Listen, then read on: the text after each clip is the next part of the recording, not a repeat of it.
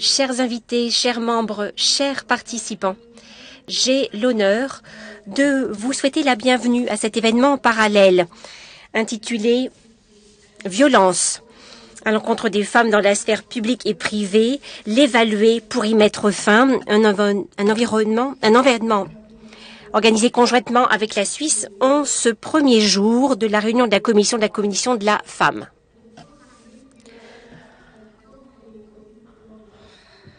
Je suis ravie que vous soyez si nombreux à nous rejoindre, qui se tient dans le cadre d'une réunion conjointe du réseau parlementaire. Zita, excusez-moi de vous interrompre, dit Madame Desnaux. Zita, excusez-moi de vous interrompre.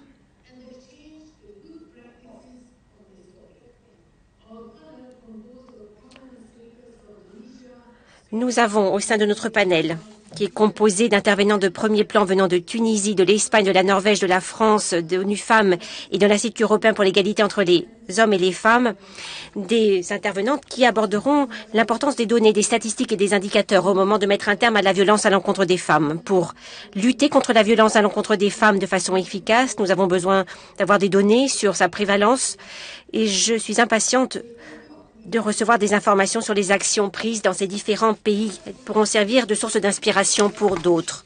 Le recueil des données est un élément crucial de la lutte contre la violence fondée sur le genre. Un recueil des données systématique et complet dans ce domaine est une condition préalable à toute action efficace et effective. Conformément à une étude menée par l'Agence des droits fondamentaux de l'Union européenne, une femme sur 3 au sein de l'Union européenne a été victime de faits de violence physique ou sexuelle depuis l'âge de 15 ans. En l'absence de données, il est impossible de mesurer l'ampleur de ce phénomène et d'apporter une réponse appropriée. Nous nous demandons peut-être comment les données peuvent être recueillies. Et nous avons peut-être aussi du mal à comprendre pourquoi les données sont si importantes. Eh bien, des données complètes sur la violence à l'encontre des femmes se composent des dossiers judiciaires sur toutes les affaires signalées, de toutes les plaintes portées devant la justice, devant les services sociaux et de santé. Il faut associer à cela les enquêtes sur la population et les recensements.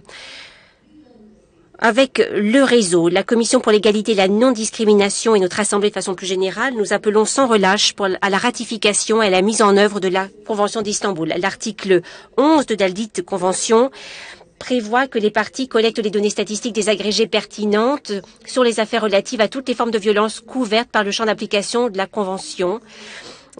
Les parties doivent également soutenir la recherche dans les domaines relatifs à toutes les formes de violences couvertes par le champ d'application de la présente convention, afin d'étudier leurs causes profondes et leurs effets, leur fréquence et les taux de condamnation, ainsi que l'efficacité des mesures prises pour mettre en œuvre la présente convention. À ce jour, la convention d'Istanbul a été ratifiée par 34 États membres du Conseil de l'Europe. Le suivi de sa mise en œuvre est lui aussi bien engagé. Cependant, la convention est aussi la cible d'attaques menées par un certain nombre d'États, tels que le mien, la Hongrie. Les idées fausses sur la Convention, sur sa teneur, ainsi que les attaques visant ses principes centraux ont, à n'en pas douter, ralenti le processus de ratification. Il y a, de fait, bien des défis à surmonter pour mener la lutte contre la violence à l'égard des femmes, y inclus dans le domaine de la collecte des données, domaine dont nous traiterons aujourd'hui. À titre d'exemple, je dirais que les données administratives ne décomptent que les expériences de femmes qui signalent un incident ou qui demandent de l'aide, ce qui veut dire que ce n'est qu'une fraction du nombre réel de violences contre les femmes qui est pris en compte. Notre Assemblée a déjà débattu de l'importance de la collecte de données sur la violence à l'encontre des femmes. Dans sa résolution 2101 sur la collecte systématique des données sur la violence à l'encontre des femmes, adoptée en 2016, il est dit et souligné que la violence contre les femmes ne saurait être combattue efficacement en l'absence de données fiables. Et l'Assemblée a appelé à la collecte des données sur les causes de la violence à l'encontre des femmes, ses conséquences, sa prévalence et sa fréquence. Cette recommandation demande également aux États membres d'analyser les causes de sous-signalement de la violence contre les femmes et de faire en sorte que les données soient désagrégées, c'est une exigence minimum, par sexe, par âge, par type de violence et par type de lien entre l'auteur de l'acte et la victime. Certes, les appels lancés par l'Assemblée sont toujours d'actualité, mais il me semble que le temps est plus que venu de discuter encore une fois de l'importance de la collecte des données. Les données aident les législateurs, les décideurs, les militants à mener des campagnes de sensibilisation et permettre que les bonnes décisions soient prises. Une collecte de données efficace peut nous aider à intensifier la lutte contre la violence à l'encontre des femmes, qui est plus urgente que jamais dans ce temps de pandémie. La violence à l'encontre des femmes est une violation des droits fondamentaux, une manifestation du rapport de force et de pouvoir inégal qui existe entre les femmes et les hommes. C'est également un obstacle au moment de mettre en place l'égalité entre les femmes et les hommes. Nous devons faire plus pour y mettre un terme. Les échanges qui se tiendront lors de cet événement alimenteront le travail du Forum sur les données mondiales des Nations Unies, qui sera accueilli par la Suisse en octobre 2021 et qui mettra l'accent notamment sur les statistiques de genre. Vous recevrez plus d'informations sur cet événement de la part de Monsieur Bercé. Je suis impatient de suivre nos échanges ce jour et je vous remercie tous et toutes de votre présence parmi nous. Merci beaucoup. Thank you very much, Zita, also. Merci beaucoup, Zita, d'avoir posé ainsi le décor. Entre guillemets. J'espère que nous pourrons nous débarrasser à un moment donné de ce phénomène d'écho que nous subissons. Oui, la commission de la femme a été réduite une seule journée. Cette année, nous avons toutes à l'esprit ce qui se passe généralement lors de ces semaines à New York. Tout cela nous manque, bien sûr, ces rencontres, ces échanges directs entre nous. Néanmoins, je suis très heureuse de pouvoir vous voir, de pouvoir avoir ces discussions via la plateforme Kudo. C'est un très grand plaisir que d'organiser cet événement avec nos partenaires helvétiques et je les remercie de tout le travail qu'ils ont déployé pour que cet événement prenne forme. Aujourd'hui, nous allons essayer de recréer cette espèce d'atmosphère que je décrivais. J'essaie de me souvenir de ce sentiment que l'on a toujours lorsqu'on arrive au siège des Nations Unies à New York, cette espèce d'atmosphère électrique. Eh bien, j'espère que nous allons réussir à la retrouver et à la faire passer par nos écrans. J'espère que nous allons pouvoir avoir des échanges sincères sur ce sujet ô combien important. Nous avons plus de 300 participants qui nous suivent de 70 pays différents.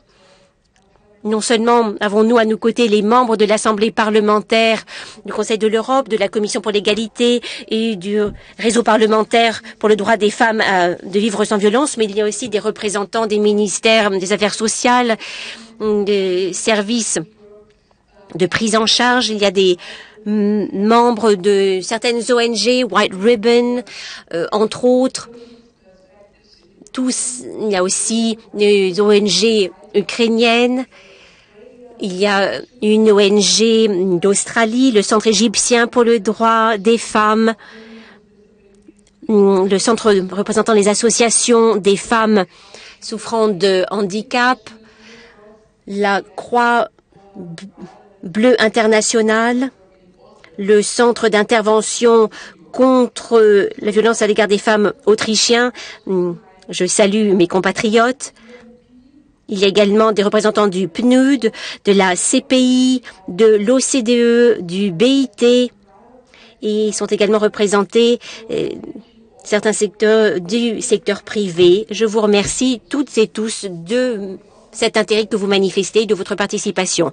Nous allons avoir des interventions prononcées par des invités de premier plan comme moi. Vous avez très envie d'entendre s'exprimer ces expertes sur la collecte de données, comment la collecte de données et la recherche peut aider à la lutte contre la violence à l'égard des femmes. C'est un honneur que d'accueillir parmi nous Madame Hansoun Bensati, experte la violence contre les femmes du ministère tunisien compétent, Madame Hilde Barstadt, secrétaire d'État pour le ministère de la Justice et de la Sécurité publique de la Norvège, Madame Clara Cabrera Brasero, ambassadrice chargée de la question de l'égalité de genre dans la politique étrangère auprès du ministère espagnol des Affaires étrangères de l'Union européenne et de la coopération. À l'écran, vous voyez Madame Sylvie Dürer, directrice de l'Office fédéral pour l'égalité de genre. Nous écouterons également Madame Delphine O, ambassadrice et secrétaire générale pour le Forum pour la génération de l'égalité en France, Madame Osha Ragner, secrétaire générale adjointe et directrice exécutive adjointe d'ONU Femmes, et puis Madame Christina Fabre, chef d'équipe au sein de l'Institut européen pour l'égalité entre les hommes et les femmes. Quelques annonces d'ordre pratique, si vous le voulez bien. L'interprétation simultanée est proposée vers le français et vers l'anglais. Les intervenants sont encouragés à respecter le temps de parole imparti qui est de 4 minutes. Nous avons fixé ce temps de parole pour qu'il y ait également un temps d'échange possible par après. En tant que modératrice, sachez que je me montrerai très sévère. Je ne veux pas me montrer trop dure, mais sachez qu'après 4 minutes, je vous interromprai, je me manifesterai. Sinon, nous perdrons le contrôle du temps dont nous disposons. Et sur une note personnelle et professionnelle, je dirais que je suis vraiment très impatiente de voir et d'entendre comment nous pouvons améliorer la collecte de données et comment nous pouvons tout particulièrement mieux utiliser ces données, comment faire une utilisation efficace pour mettre un terme à la violence contre les femmes. Nous demandons des données désagrégées depuis très longtemps maintenant, mais il s'agit de savoir comment l'utiliser, comment s'en servir pour atteindre nos objectifs. Je vais maintenant donner la parole à notre première intervenante, Madame Hansoun Bensati, du ministère tunisien de la femme. Merci de faire une demande d'intervention, Madame. Et je vous donnerai la parole. Je vous remercie. Madame Bensati, c'est à vous.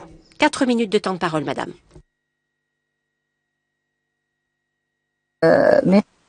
Merci à toutes et à tous. Honorable présent. Il y a de l'écho.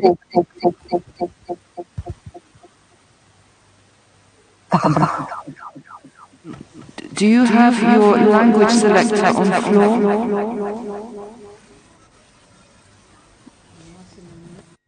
Est-ce que vous avez sélectionné l'orateur ou le canal d'interprétation, madame? Yes. Perhaps you could start again, please. Vous pouvez recommencer.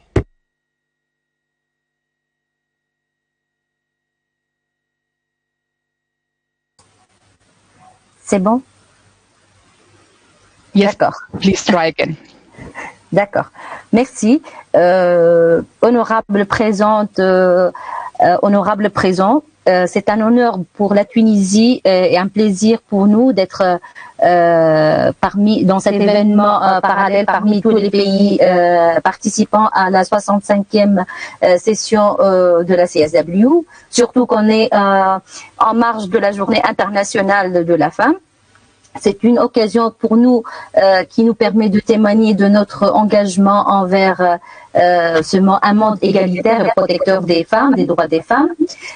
Comme vous le savez, la Tunisie a traduit depuis son indépendance une volonté politique égalitaire, ce qui nous a permis d'avoir une évolution pressentie dans l'esprit du législateur et du planificateur.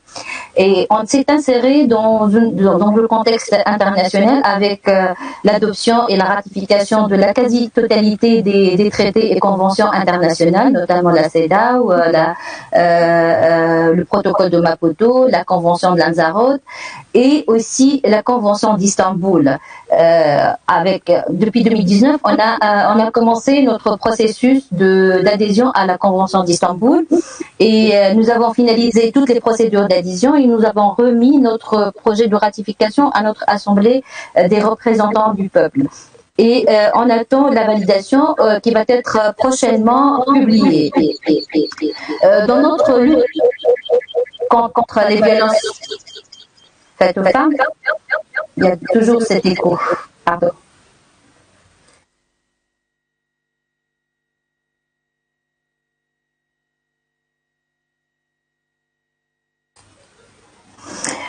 Dans notre lutte contre les violences faites aux femmes, la Tunisie s'est dotée depuis 2008 d'une stratégie nationale de lutte contre les violences faites aux femmes.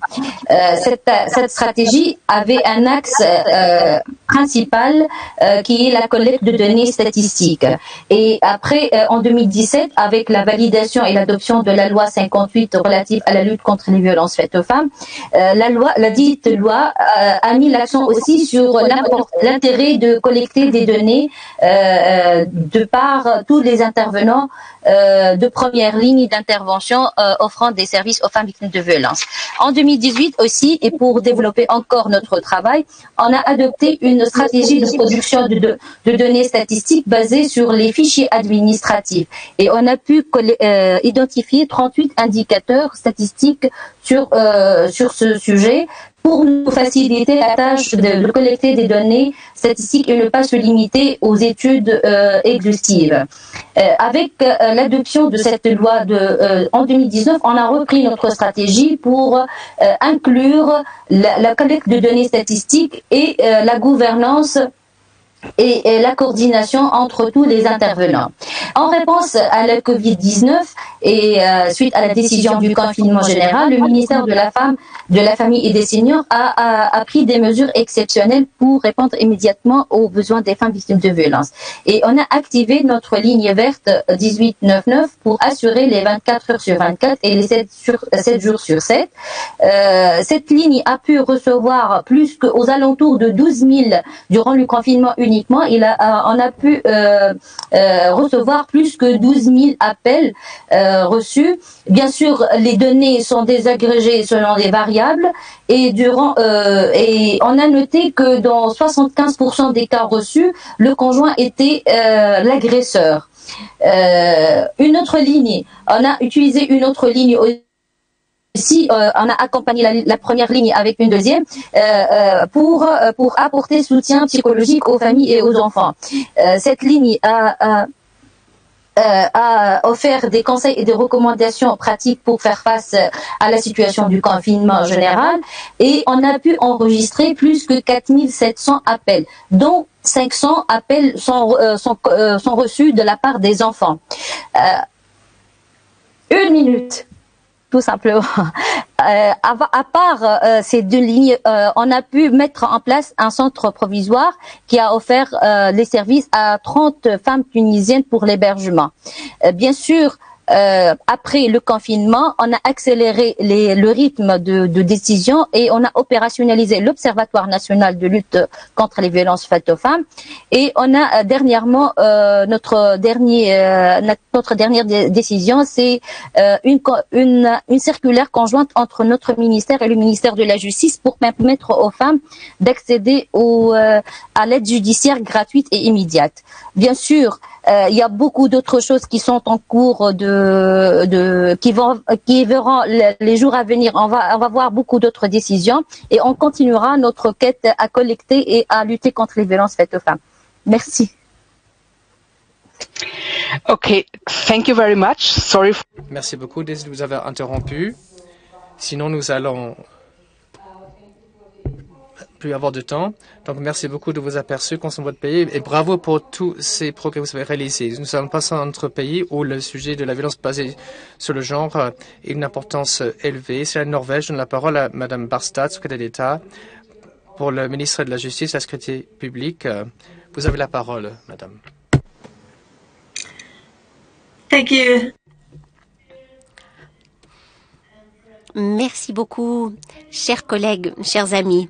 Merci infiniment de m'avoir invité à prendre la parole dans le cadre de cet événement en marge consacré à un sujet extrêmement important puisqu'il s'agit de lutter contre la violence à l'égard des femmes et contre la violence domestique. Des données précises, complètes, une recherche ciblée sont d'une importance déterminante dès lors qu'il s'agit de mieux cibler le travail visant à prévenir la violence et lutter contre celle-ci. Je commence par féliciter les organisateurs de cet événement. Cela prend vraiment du temps d'organiser cela. Bravo à chacun. Pour le gouvernement norvégien, l'élimination de toutes les formes de violence contre les femmes est un aspect essentiel des efforts que nous déployons pour promouvoir l'état de droit, la bonne gouvernance et les droits de l'homme. C'est la raison pour laquelle nous avons ratifié la Convention du Conseil de l'Europe en juillet 2017. La Convention est un outil puissant pour faire de la violence contre les femmes et contre la violence domestique une priorité partout en Europe. De surcroît, cela donne aux États parties des outils qui permettent de traduire leur volonté politique en actions adéquates et pratiques. Un certain nombre d'entités en Norvège recueillent des données qui sont pertinentes pour la mise en œuvre de l'article 11 de la Convention. Les forces de l'ordre publient des statistiques trimestrielles qui incluent toutes les formes de violence et d'abus sexuels, tous ceux qui sont signalés aux forces de l'ordre. Les rapports statistiques sont mis à disposition du public sur le site web des forces de l'ordre. Les statistiques officielles sur la criminalité en Norvège sont proposées annuellement par l'Institut de statistiques norvégien. Le Service national d'enquête sur la criminalité, Kripos, prépare des statistiques et des analyses dans un certain nombre de domaines. Il inclut dans le domaine des agressions sexuelles, du crime organisé, des assassinats et des trafics de stupéfiants et des infractions en lien avec des stupéfiants. Les rapports sont mis à disposition du public sur le site des forces de l'ordre. Chaque année, un rapport présentant les statistiques des 46 foyers ou centres de crise norvégiens est publié. Ce rapport donne des données précieuses sur les victimes, sur leurs enfants, sur les violences qu'elles ont subies, sur les services proposés par ces centres d'accueil de crise. En Norvège, et c'est peut-être la situation que l'on retrouve dans un certain nombre d'autres pays, c'est un vrai défi que de recueillir des données fiables, comparables auprès des services de soutien que sont par exemple les services sociaux ou les services de santé. Pour s'attaquer au problème du sous-signalement, les services compétents doivent, de façon très constante, poser des questions pour détecter la violence. À titre d'exemple, je dirais que la Norvège a introduit des questions qui sont portées de façon systématique pour déceler les faits de violence visant les femmes enceintes. Pour ce qui est les meilleures pratiques à mettre en avant dans le contexte norvégien, je voudrais mettre en avant notre programme de recherche sur la violence à l'encontre des femmes et contre la violence domestique. Entre 2014 et 2019, un total de 7,34 millions d'euros a été alloué à un programme de recherche quinquennal sur la violence domestique sous les auspices du Centre norvégien pour la violence et pour les études de stress traumatique et sous les auspices également de l'Institut de recherche sociale de l'Université métropolitaine d'Oslo. Ce programme de recherche est prolongé pour une nouvelle période de 5 ans qui va de 2019 donc à 2024. Ce programme de recherche couvre de nombreux sujets parmi lesquels les causes, l'ampleur et les conséquences de la violence à l'encontre des femmes et la violence domestique, le travail des services sociaux et des services des forces de l'ordre et les rencontres des victimes avec les représentants de ces services, le travail des organisations non gouvernementales dans ce domaine. D'autres sujets sont également couverts par ce programme de recherche. Nous estimons que ce programme de recherche est une base extrêmement précieuse pour le développement ultérieur de nos politiques dans le domaine. Pour abolir la violence à l'encontre des femmes et la violence entre partenaires intimes, nous devons nous attaquer aux causes de sa violence et mettre en place des mesures efficaces. La recherche est là pour nous donner des orientations quant aux outils dont nous devons nous prévaloir. Je vous remercie vivement de votre attention. C'est moi qui vous remercie beaucoup d'avoir respecté le temps de parole imparti et merci de nous avoir ainsi parlé d'expérience norvégienne. Je vais maintenant donner la parole à Madame Clara Cabrera Bracero, ambassadrice pour l'égalité entre les femmes et les hommes dans la politique étrangère au sein du ministère des Affaires étrangères de l'Union européenne et de la coopération espagnole. Elle a travaillé partout dans le monde et tout récemment a été chargée des priorités de non-discrimination de la politique étrangère du Royaume d'Espagne. Elle promeut également le programme en matière de paix et de priorité pour les femmes. Faites une demande d'intervention, Madame Cabrera Bracero, et je vous donnerai instantanément la parole. Merci beaucoup.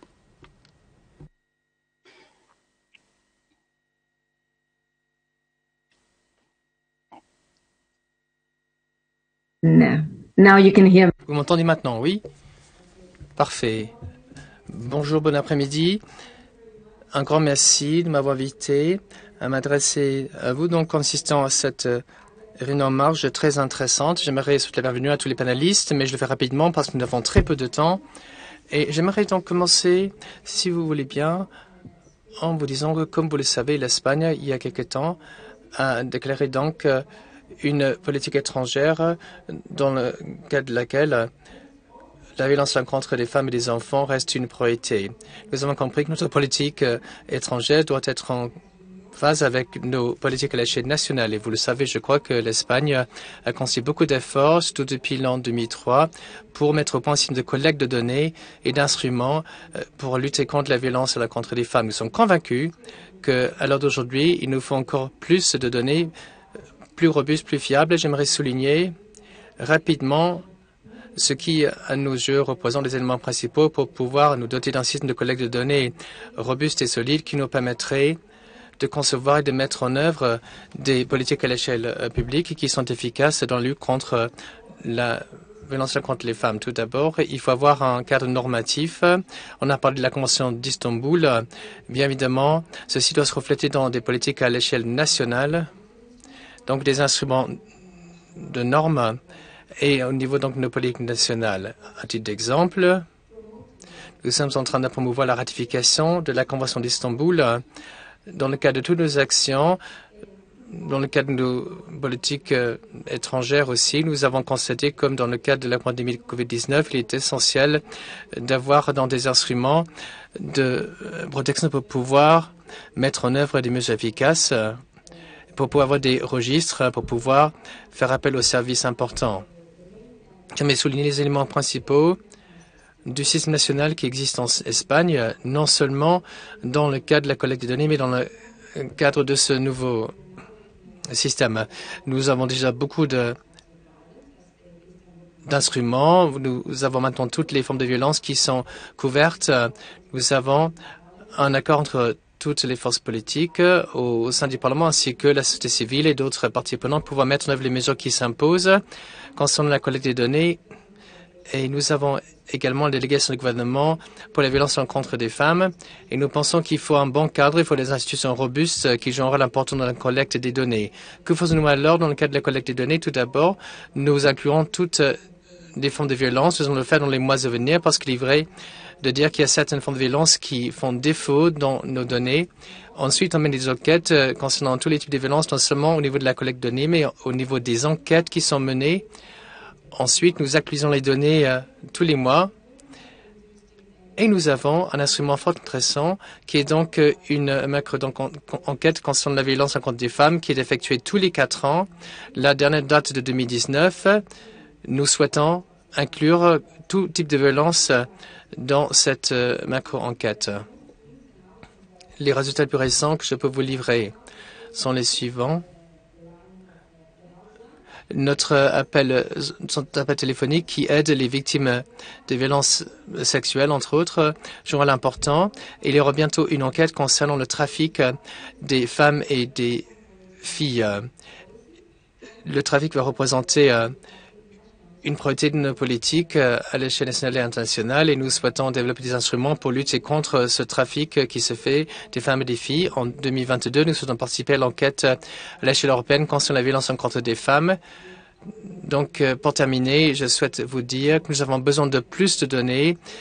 Ce sont des données qui augmentent la visibilité des services et nous souhaitons chercher à harmoniser ces collectes des données en commençant à l'échelle régionale et on espère de pouvoir le faire au niveau national et international par la suite. Merci beaucoup de votre attention.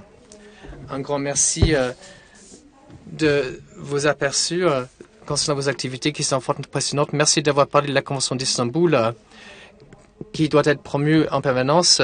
Les femmes ont besoin de cette protection juridique par rapport à la violence. Donc, je vous remercie. Ensuite, notre prochain panéliste, notre partenaire pour cet événement, c'est Madame Sylvie Dura, directrice donc, de l'Office fédéral pour l'égalité des femmes et des hommes. Au niveau international, elle préside le comité directeur concernant la coalition internationale sur l'égalité de rémunération. Cette initiative qui a été lancée par l'OIT, les femmes et l'OCDE. Je sais qu'elle participe à un peu régulier aux événements dans le cadre de la Commission de la condition de la femme et elle participe aux activités d'intégration de la mission du genre. Vous avez la parole, Sylvie. Merci beaucoup. Mesdames, Messieurs, chers délégués à la Commission sur la condition de la femme, Tout d'abord, permettez-moi de vous remercier d'avoir répondu positivement à notre invitation et à celle de l'Assemblée parlementaire du Conseil de l'Europe. La Suisse a adhéré à la Convention d'Istanbul en 2018. La collecte de données et la recherche scientifique sont des éléments essentiels de sa mise en œuvre. Depuis plusieurs années, notre statistique policière de la criminalité fournit diverses informations détaillées. Depuis plusieurs années, aussi, grâce à cette statistique annuelle, nous savons qu'en 2019, par exemple, en Suisse, 14 femmes ont succombé des suites de violences conjugales. Cela pourra paraître peu à certains pays. Mais d'une part, nous avons une politique de tolérance zéro envers la violence envers les femmes et la violence domestique. Et d'autre part, cela signifie que la violence domestique en Suisse représente un homicide sur 2. Cette statistique nous indique aussi que la grande majorité des auteurs sont des hommes et que beaucoup sont des récidivistes. Sachant cela, la Suisse a donc récemment adopté plusieurs modifications de son code pénal et de son code civil. En particulier, la limitation de la possibilité de suspendre une procédure pénale, l'obligation pour les auteurs de suivre des programmes socio-éducatifs pour mettre un terme à leur violence, ou encore la surveillance électronique de ces auteurs. Par ailleurs, une autre enquête, l'enquête suisse sur la sécurité, indique que le taux de signalement dans les cas de violences domestiques ne s'élève qu'à environ 20%. Le gouvernement a donc renforcé l'information de la population. Au niveau national, en 2020, une campagne d'affichage en 13 langues et 2 campagnes sur les médias sociaux ont été menées. Cela a permis de toucher 2,3 millions de personnes, dont 600 000 jeunes, afin de leur faire passer ce message fondamental que la violence domestique n'est pas tolérée et que des aides sont à disposition, y compris en période de pandémie.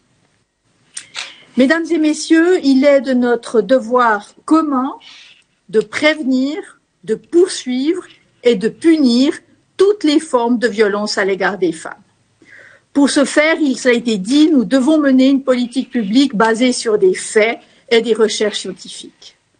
Pour atteindre un tel objectif, il nous faut doter nos offices statistiques et nos bureaux en charge de l'égalité des sexes de ressources suffisantes afin qu'ils puissent effectuer les recherches nécessaires et mettre en œuvre des mesures efficaces. Concernant la question des ressources, permettez-moi de mentionner un chiffre. 164 millions de francs suisses. Ce sont, selon une estimation prudente, les coûts annuels tangibles de la violence entre partenaires intimes en Suisse. En investissant dans la collecte de données et dans les mesures de prévention, nous pourrons réaliser à moyen et long terme des économies. Et plus important encore, nous préviendrons beaucoup de souffrances, tant pour les adultes que pour les enfants et jeunes touchés par de telles situations. Chaque année, ils sont en effet près de 27 000 en Suisse. Pour toutes ces raisons, la Suisse accueillera le 8e Forum mondial sur les statistiques différenciées selon le sexe, ainsi que le 3e Forum mondial des données des Nations Unies, 2 conférences internationales qui auront lieu à Berne à l'automne 2021, comme l'a mentionné en préambule Madame Zita Gourmay. Je vous invite toutes et tous à y participer. Merci beaucoup de votre attention. We will try to attend in any... Eh bien, nous ferons de notre mieux pour être présentes. Merci beaucoup, Madame Dürer. Nous allons maintenant pouvoir voir une séquence vidéo de Madame Åsa Regner, secrétaire générale adjointe et directrice exécutive adjointe de ONU Femmes. Elle s'occupe de la coordination et du résultat des programmes. À partir de 2014, elle a été ministre chargée de l'enfance, des personnes âgées et de l'égalité de genre en Suède. Sa priorité était les résultats concrets pour ce qui est des politiques suédoises de respect de la parité. Elle a également beaucoup lutté contre la violence à l'égard des femmes et elle a essayé de travailler sur l'implication des hommes et des garçons. J'espère que nous allons pouvoir tous voir cette séquence vidéo. Friends. I would like to thank the government of Switzerland, the parliamentary Je me remercie le gouvernement de la Suisse, l'Assemblée parlementaire du Conseil de l'Europe, ainsi que le réseau de la PCE d'avoir organisé cet événement. Des événements publiés peu de temps avant la pandémie sont alarmantes. Toutes les 3 femmes, plus de 740 millions de femmes à l'échelle mondiale, sont victimes de violences sexuelles par un partenaire intime ou violences sexuelles d'un non-partenaire. C'est un nombre qui est resté inchangé au cours des 10 dernières années. Le Covid-19 a déclenché une vague de violences à l'encontre des femmes et plus particulièrement la violence domestique qui s'est intensifiée dans le monde entier. En même temps que la sécurité, la santé et les difficultés économiques ont aggravé les tensions suite au confinement. Les femmes et les filles qui sont victimes de violences de la part d'hommes dans les espaces publics et privés sont de plus en plus nombreuses. On a souvent du mal à savoir ce qui se passe entre huis clos, mais ce que nous savons est que les appels en urgence ont augmenté de manière très sensible dans la plupart des pays en subissant le confinement. Les données permettent de mieux comprendre l'échelle de la violence contre des femmes et des filles, sachant que peu des auteurs sont des hommes. Grâce à ces données, nous pourrons façonner des politiques et des programmes qui sont capables de réagir aux besoins des femmes et des filles et qui peuvent atténuer les effets néfastes au cours de et après la pandémie. En Albanie, au Maroc, où la collecte de données des Nations Unies a eu lieu, les organisations civiles et le gouvernement ont pu se servir de ces données pour améliorer le service fourni dans le cadre de la pandémie de COVID-19 en Géorgie. Une étude de la violence à l'encontre des femmes a donné lieu à la première loi contre le harcèlement sexuel. Ces bonnes pratiques démontrent que les données jouent un rôle essentiel dans la lutte contre la violence à l'encontre des femmes. Il n'en demeure pas moins qu'il y a encore un écart important concernant les disponibilités de données concernant la violence contre des femmes. Lorsqu'on collecte des données en temps de crise, il faut faire en sorte que la vie des femmes et des filles ne soit pas en danger.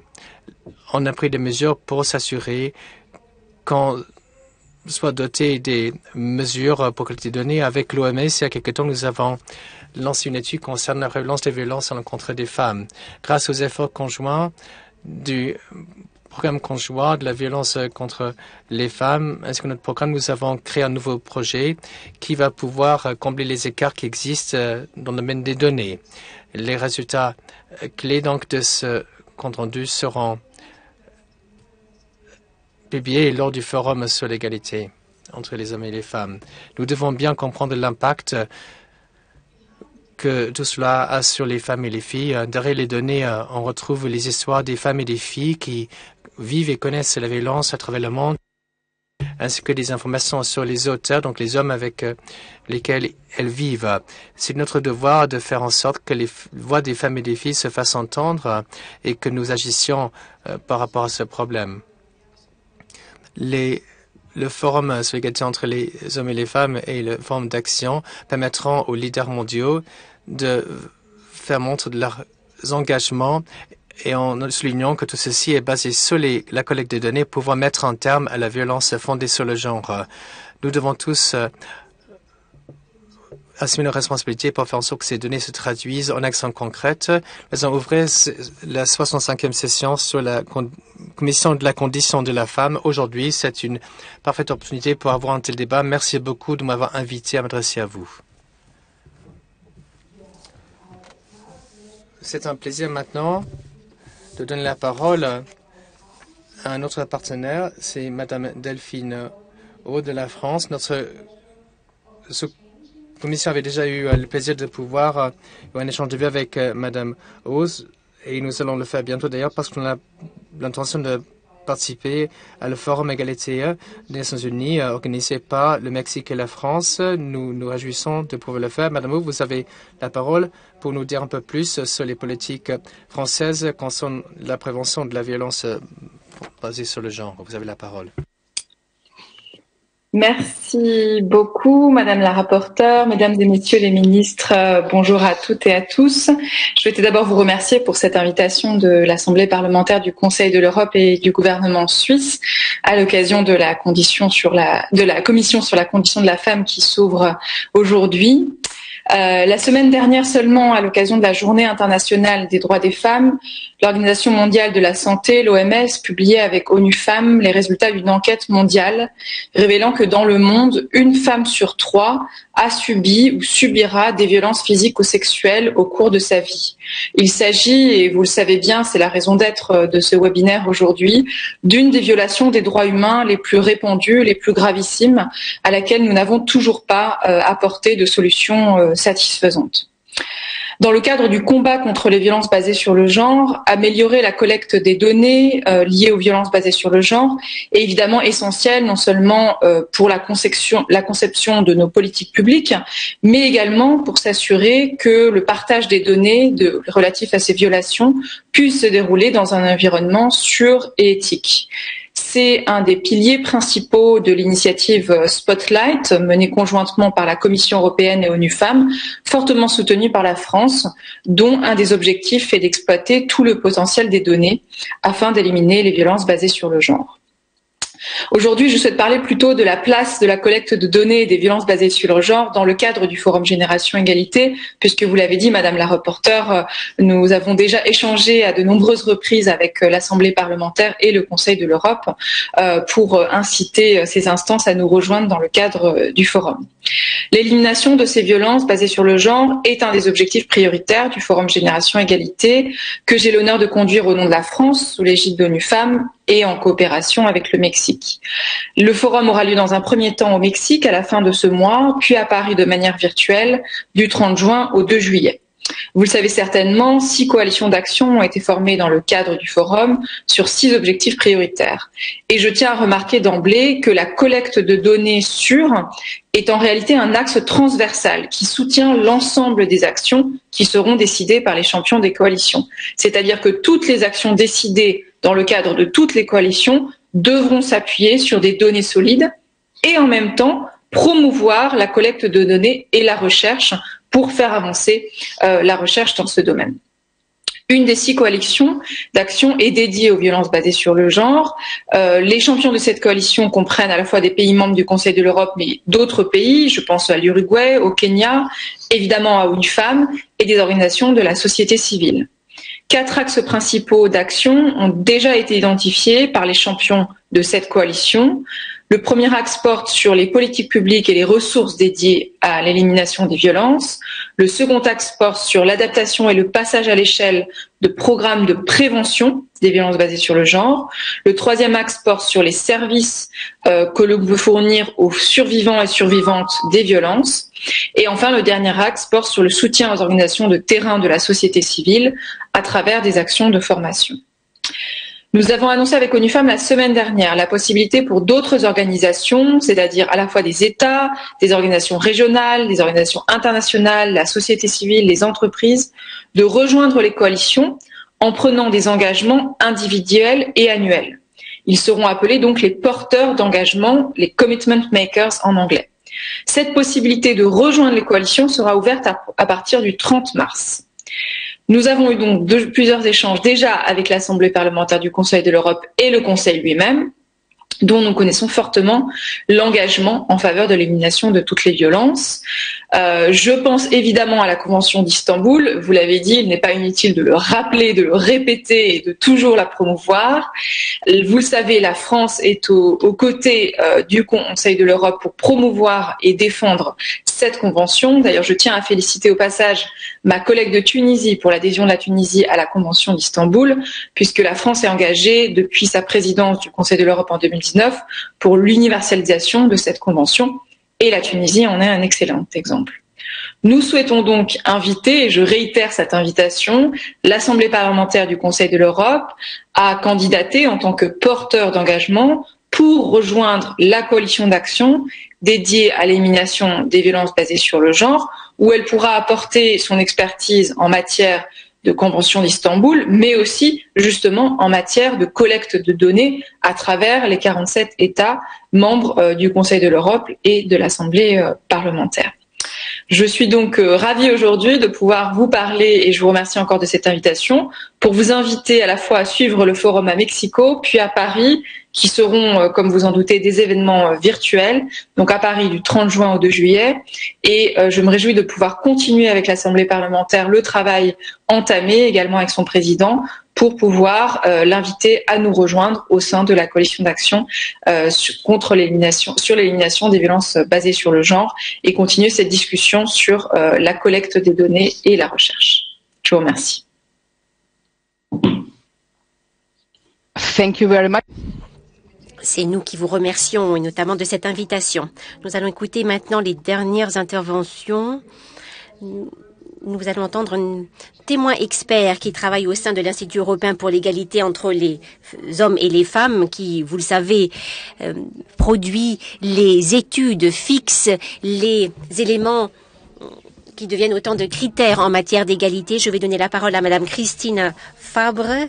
Elle est meneur de projet sur la question de la violence de genre. Je lui donne la parole. Merci beaucoup. Nous sommes ravis de participer avec vous à ces discussions extrêmement importantes. Comme vous le savez, l'élimination de la violence fondée sur le genre et la protection des victimes est un objectif central de l'Union européenne. C'est un domaine de travail clé pour l'Institut européen pour l'égalité entre les hommes et les femmes, l'EIGE. Un élément décisif du travail de cet institut dans le domaine de la violence à l'encontre des femmes, c'est le recueil de données administratives. Les données administratives, c'est ce qui est au début et au terme de tout processus de conception de politique. Cela informe la planification politique, cela apporte des connaissances sur les infractions, cela permet de suivre les changements en lien avec une nouvelle législation, une nouvelle politique, cela permet de suivre les changements, les tendances au fil du temps, et cela permet d'évaluer l'efficacité des législations ou des mesures. Les deux données administratives aident à mesurer la capacité de l'État à lutter contre la violence à l'encontre des femmes. Sans ces données administratives, jamais nous ne saurions exactement quel est l'impact de ces nouvelles législations, de ces nouvelles politiques qui sont menées par les États. Et nous avons besoin de ces données administratives parce que ça nous permet de voir quelle est la capacité des États en matière de réaction à la violence contre les femmes. Ça permet aussi de réfléchir à l'attribution des ressources. L'Institut a commencé à travailler sur les données administratives en 2012. Il y a eu cartographie et analyse des sources de données administratives, analyse des systèmes et des méthodologies qui pouvaient être retenues pour le recueil des données sur la violence fondée sur le genre. Sur la base d'une analyse des processus de recueil de données, un ensemble uniforme de définitions et d'indicateurs a été conçu pour aider au recueil de données à l'échelon national, données sur le viol, les féminicides et la violence entre partenaires intimes. L'étendue du recueil de données est assez pauvre. Les données émanant des services des forces de l'ordre montrent que le nombre de femmes victimes de violences entre partenaires, qu'il s'agisse du viol ou de féminicide, montre que ces données sont disponibles pour la majorité des États membres et sont comparables pour 14 de ces États membres et 11 de ces États membres respectivement, selon l'infraction regardée. Pour ce qui est des données sur le nombre de femmes victimes de violences entre partenaires, il faut savoir qu'elles présentent des disparités importantes entre les 21 États membres qui disposent de données sur le nombre d'infractions sur la violence interpartenaire à 13 États membres qui disposent de données sur la violence entre partenaires intimes de nature économique. On peut conclure de cela que la violence physique, sexuelle et psychologique est incriminée dans la majorité des États membres, ce qui n'est pas le cas de la violence économique. Il y a donc une faible sensibilisation de l'opinion publique sur la violence économique comme étant un crime ou comme étant une forme de violence entre partenaires intimes. Les indicateurs conçus pour le secteur de la justice montrent que très peu de données sont disponibles. 16 États membres n'ont aucune des données sur les ordonnances de protection ou sur le nombre d'auteurs condamnés pour des faits de violence entre partenaires visant les femmes. Et 21 États membres n'ont aucune donnée disponible sur le nombre d'auteurs qui ont été placés en prison suite à des faits de violence entre partenaires intimes. Des progrès ont été faits dans le recueil de données administratives sur la violence contre les femmes, mais des lacunes importantes et des défis d'importance demeurent.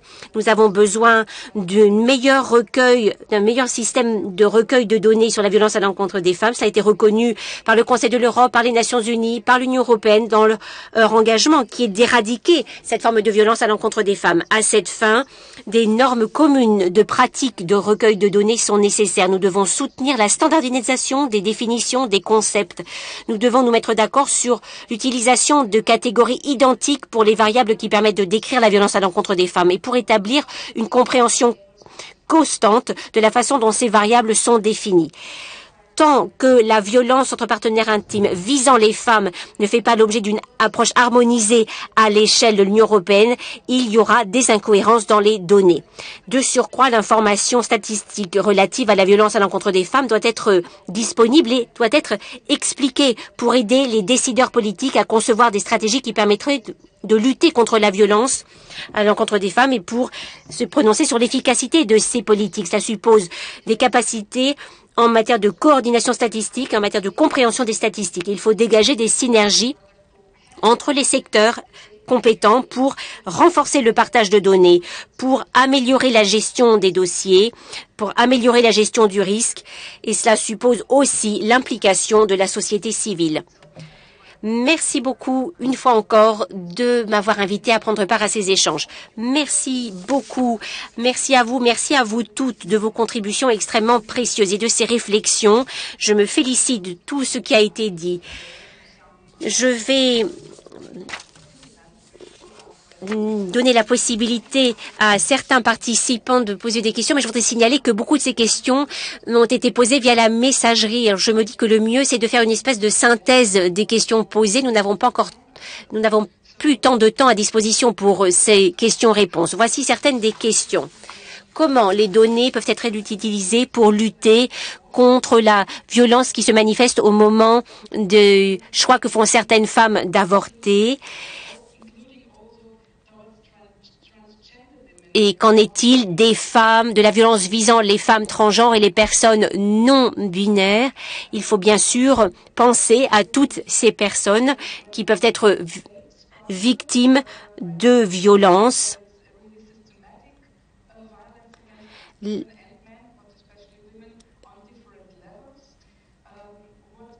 Quels sont les défis qui se posent en matière de recueil des données?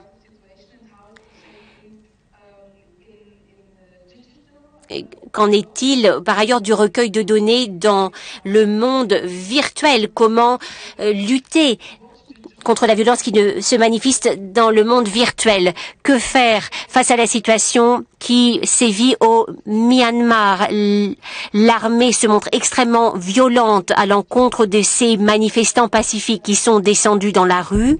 Il y a aussi une question relative aux bonnes pratiques. Quelles sont les bonnes pratiques qui existent en matière d'utilisation des données? Comment faire pour lutter contre la violence à l'encontre des femmes, notamment là où ce phénomène est très profondément ancré? On parle aussi de l'usage abusif de stupéfiants. Cela vient alimenter ce phénomène de violence. Il est plus que temps que cet aspect de la question soit traité. Et puis, qu'en est-il de ces engagements qui ont été pris il y a 10-15 ans? Il s'agit désormais non pas de les réitérer, mais de les honorer. Voilà une présentation très synthétique des questions soulevées, de certaines des questions soulevées. Je vais demander à celles d'entre vous qui souhaiteraient y répondre d'intervenir et de ne consacrer à ces questions que 2 minutes. Et puis je m'excuse parce que je ne suis pas en mesure d'entendre d'autres interventions, de permettre à des participants d'intervenir directement. Madame Dürer, je vous vois à l'écran, je vous en prie. Je pense que vous souhaitez intervenir sur l'une des questions soulevées ou sur plusieurs des questions soulevées, je vous en prie. Très bien, tout d'abord, merci vraiment à tous les panélistes d'avoir apporté autant d'informations et de pistes qui vont aussi inspirer la Suisse et je suis sûre toutes les personnes qui ont assisté à ce panel. Merci aussi aux personnes qui posent des questions qui sont extrêmement précises, donc je ne vais pas être en mesure de répondre à toutes. Peut-être prendre la question toute de la transgender, non-binary etc. Eh bien, c'est vrai que c'est une problématique qui occupe aussi la Suisse. C'est une problématique très difficile à traiter dans la mesure où ce sont des données extrêmement sensibles. Il n'est pas toujours facile d'obtenir des informations sur ces questions-là. Et puis aussi, on a une problématique parfois sur le plan statistique, puisqu'on est là parler de statistiques, eh bien d'avoir des données qui soient véritablement significatives pour qu'on puisse ensuite les traiter.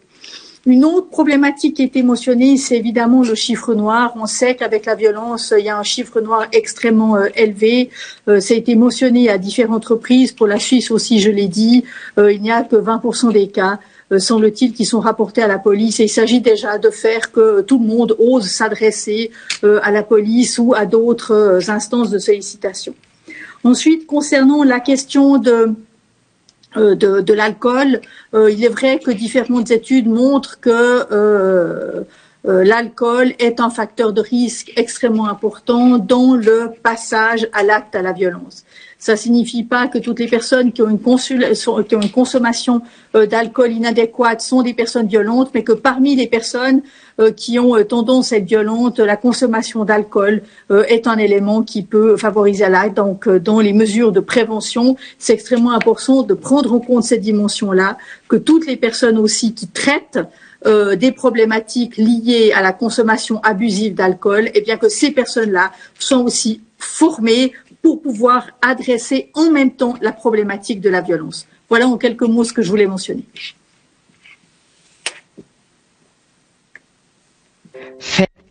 Merci beaucoup. Quelqu'un d'autre parmi nos panélistes souhaitait-il prendre la parole? En attendant, je vais m'efforcer de répondre à la question s'agissant du Myanmar. D'après donc les informations que j'ai, donc il y aurait la Commission des affaires étrangères qui va siéger demain. On a différents points à l'ordre du jour. Nous allons, j'espère, décider quel est le projet de résolution à approuver, où nous allons appeler de nouveau des sanctions à l'encontre du Myanmar.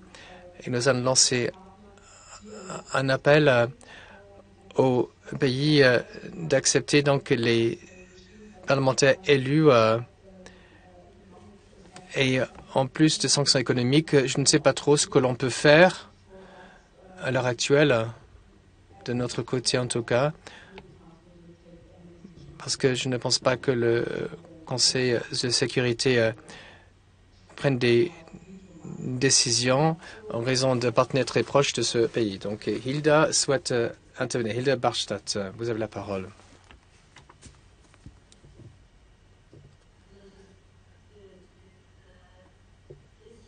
Oui, donc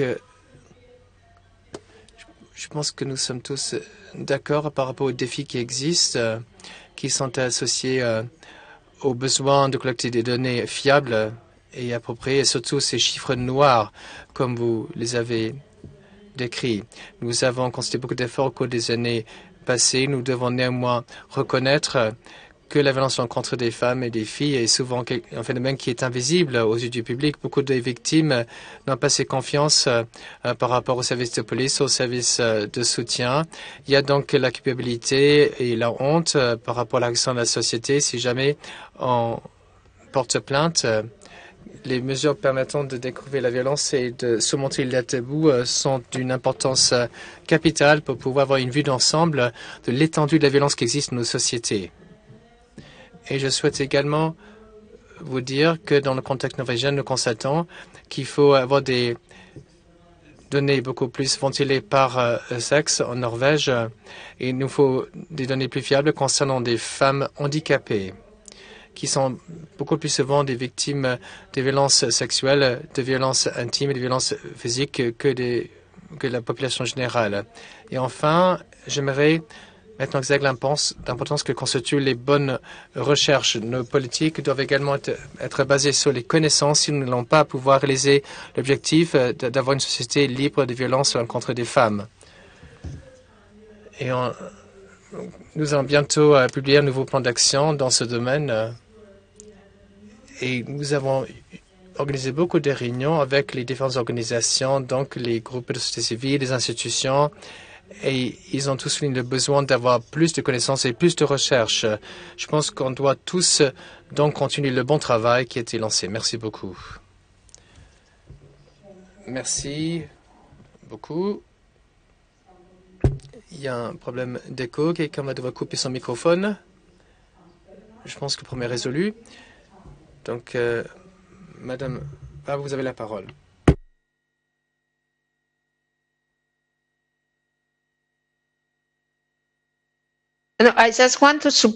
Merci.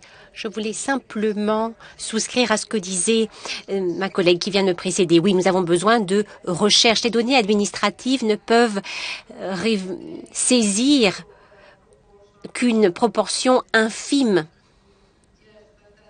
du phénomène. Nous avons besoin de données qui sont le fruit de la recherche. Les données administratives ne peuvent pas nous parler de ces femmes, de ces victimes qui entrent en contact avec les services tels que les services de police ou les services sociaux et qui peuvent éventuellement donner leur accord pour que non seulement le signalement soit enregistré, mais transmis. Nous avons besoin d'une information plus poussée et il s'agit donc pas seulement d'avoir des données désagrégées, notamment avec les facteurs qui est l'auteur, qui est la victime, pris en compte. Beaucoup d'autres données sont nécessaires. Encore une fois, des données fruits de la recherche, c'est ce qui a été dit. Et puis il faut aussi des données sur la prévalence. Je crois qu'il faut vraiment préconiser l'utilisation d'enquêtes qui aborde les informations relatives aux causes et aux conséquences des violences visant les femmes, aussi d'autres groupes vulnérables. Et parallèlement, il faut placer l'accent sur la recherche. Obtenir des données comparables, c'est extrêmement difficile. Si je ne pense qu'aux données administratives, nous avons pu constater que les États membres n'ont pas la même conceptualisation de ce que sont les liens qui existent dans une relation entre partenaires intimes. Est-ce que ce sont des hommes ou des femmes qui vivent ensemble ou séparés? Est-ce que l'on ne regarde que les personnes qui sont mariées? Tant de difficultés sont à surmonter pour avoir une uniformisation de l'approche et de la compréhension des paramètres. Si nous incluons trop de variables, les données ne seront jamais comparables. Donc moi aussi, je demande plus de recherche, entre guillemets. Et je voudrais aussi des données administratives de plus grande qualité. Merci beaucoup. Madame Bracero, c'est à vous si vous le souhaitez. Je crois que vous avez demandé à intervenir.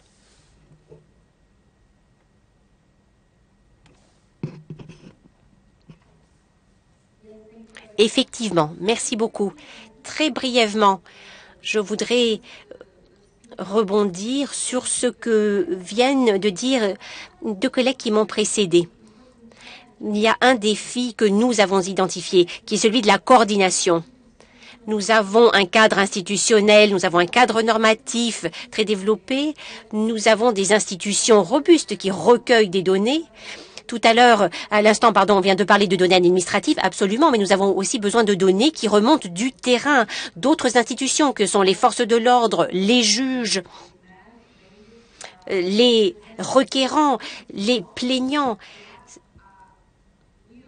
Pour avoir un recueil complet de données, il faut qu'il y ait des mécanismes de coordination très robustes au sein des services administratifs. Et nous remercions ces associations qui travaillent sur le terrain et qui apportent leur aide aux victimes. Nous avons aussi besoin de leur aide. C'est un défi qui se pose à l'échelle nationale, mais aussi à l'échelle mondiale. Qu'avons-nous fait? Nous avons bien sûr essayé d'assurer la coordination avec l'Office national des statistiques, qui est à la tête de cet effort. Mais avoir quelqu'un au sein du gouvernement qui joue ce rôle de coordinateur, c'est aussi un message très important. Donc nous encouragerions les pays, les organisations régionales à mettre sur pied ce type de mécanisme. Enfin, ce que nous constatons également, là je n'apporte pas vraiment une réponse, mais je réagis à la question posée sur le Myanmar.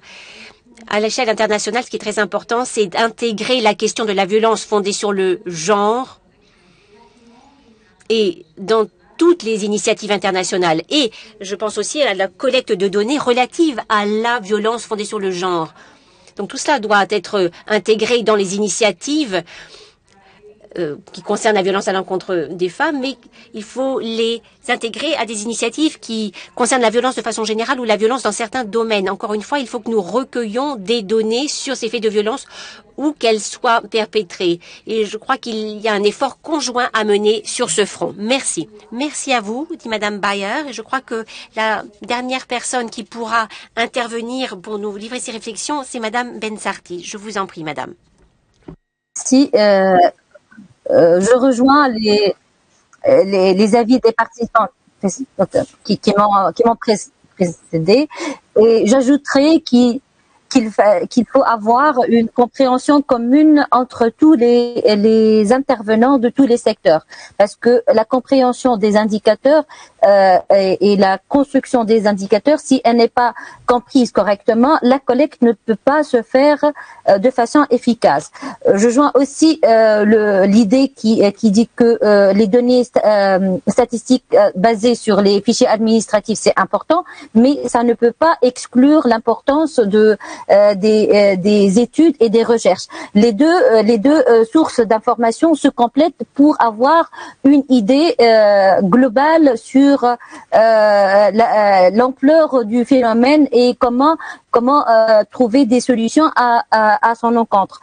Toutefois, nous avons fait une initiative pour avoir une méthodologie commune nationale pour l'évaluation de la violence économique. C'est vrai, on a commencé par la violence économique, mais on veut avoir une façon appropriée pour identifier les différentes étapes qui permettent d'évaluer toutes les formes de violence économique. Et ça peut être sur tous les autres types de violences subies par les femmes et les enfants. Et merci.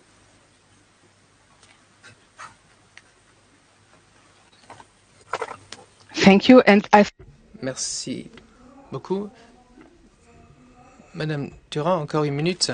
Beaucoup de me donner à nouveau la parole. Je voulais revenir sur un point qui a été mentionné par une personne participante, à savoir la question du stalking ou du harcèlement obsessionnel. C'est un point extrêmement important parce qu'il touche aussi à la participation des femmes à l'espace public, à leur participation pleine et effective, qui est aussi une des thématiques de la CSW. Alors, en Suisse, une recherche avait été effectuée qui avait débouché sur le fait qu'environ une femme sur 6, comparée à un homme sur 20, est victime de harcèlement obsessionnel au moins une fois au cours de sa vie. Et selon cette même étude, les personnalités publiques étaient exposées, et les femmes qui ont des responsabilités publiques, étaient exposées à un risque beaucoup plus élevé d'être harcelées. C'est pourquoi notre Parlement, mais d'autres parlements l'ont fait auparavant ou sont en train de le faire aussi, se penchent sur la pénalisation du harcèlement obsessionnel. C'est un point qui est extrêmement important parce que c'est une forme qui se répand de plus en plus, en particulier ce qu'on appelle le cyberharcèlement, qui devient une pratique malheureusement de plus en plus répandue.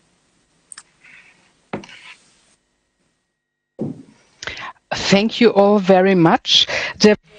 Un très grand merci. Il y a eu d'autres questions, d'autres commentaires. Je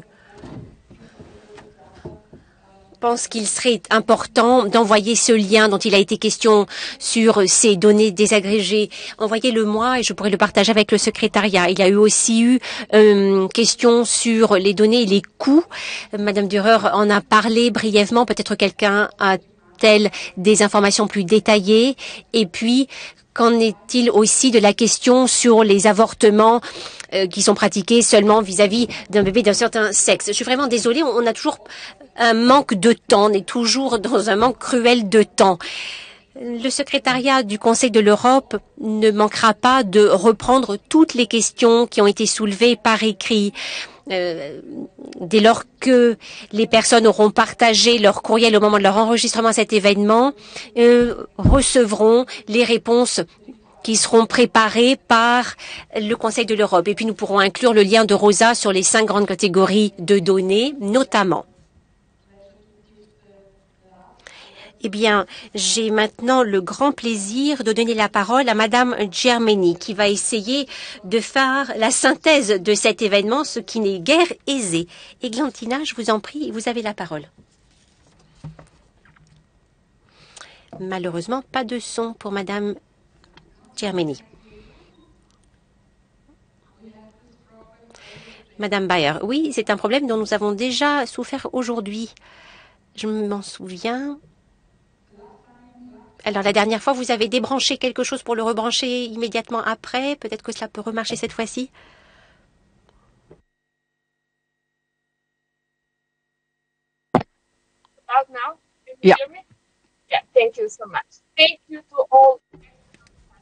Je remercie toutes nos invités de leurs interventions magistrales. Ces bonnes pratiques évoquées sont importantes pour nous tous. Vous écoutez, c'est une vraie source d'inspiration et je pense notamment à ces bonnes pratiques qui peuvent être reprises dans d'autres pays. Je suis très heureuse de pouvoir dire, comme Madame Gourmay, que 34 États membres ont signé et ratifié la Convention d'Istanbul.